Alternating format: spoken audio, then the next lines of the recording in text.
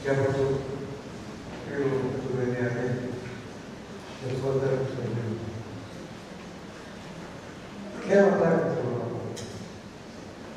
Καταρχάς, να σας πω ότι αισθάνομαι τεράστια θλίψη, γιατί τα λήψη από την κοινωνία. Ήταν ένας άνθρωπος της μόνιμης προσφοράς. Δεν μπορείτε να φανταστείτε πόσα πράγματα κάναμε, πόσους ανθρώπους βοηθήσαμε. Εγώ τους έστελνα και ο Πάτερ Κωνσταντίνος τους βοηθούσε. Όχι ανθρώπους που ήξερε, που τους γνώρισε, που ήταν από γύρω μας, από εδώ κοντά. Ανθρώπους που δεν τους ξέραν από οπουδήποτε, δεν μπορείτε να πάνε, να κινηθούν. Πολύ στεναχωριέμαι, ιδιαίτερα για το ότι θα λείψει αυτή η παρουσία σε αυτόν τον τόπο. Όμως ο Θεός έτσι επέλεξε, όπως επέλεξε να τον στείλει εδώ.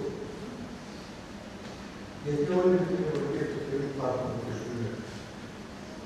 Όμως κάποιοι άνθρωποι ζουν ιδιαίτερα επειδή ο Θεός έστειλε εδώ τον Πατέρα Κωνσταντίνο. Και έκανε όλα αυτά που είπε ο Βενιαμίν και ο Άγιος Ιησούς. Και υπάρχουν αυτοί οι άνθρωποι και τον ευγνωμονούν. Υπάρχουν και πολλά παιδιά που όχι μόνο τον ευγνωμονούν. Είναι η καθημερινή αναφορά τους. Ο Πατέρας Κωνσταντίνος. Ξέρετε πώς τον γνώρισε τον Πατέρα Κωνσταντίνο? Στο κησέρι της Τράπεζας Μακεδονίας Τράπεζας,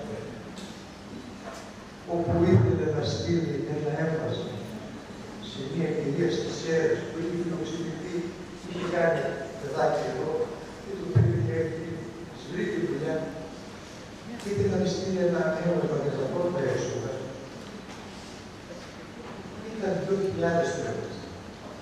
Και της είπε η τραπεζική υπάλληλος Ιταλίας, ήταν και 100 γραμμές τότε. Και 100 γραμμές τα έξοδα του ρημάζου. Και δεν τα είχε. Και εγώ ακούω από πίσω. Και του λέω ότι το πήρε τις 100 γραμμές, έτσι το γνώρισε. Και μετά έμαθα για το έργο, το τόσο σημαντικό έργο. Και ό,τι είχε πετύχει, χάρη στη δική του προσπάθεια, στη βοήθεια του Θεού και στη βοήθεια πάρα πολλών ανθρώπων. Πάρα πολλών. Ένας διαρκής αγώνας ήταν η ζωή του για να προσφέρει. Και το τελευταίο που μου ζήτησε πριν, πόσο καιρό, πολύ πρόσφατα, να εκδώσουμε ένα βιβλίο, το οποίο σε αυτούς που το χάριζε, να του δίνουμε κάποια χρήματα και το ίδρυμα, να μπορέσει να καταπληκτεί στις ανάγκες. Το εκδώσαμε το βιβλίο και το ξέρετε, ο διάλογος θα το θέσει ο Δεσπότης, ο Άγιος Κωνσταντίνος, θεωρώ ότι θα αξιοποιήσει και αυτό.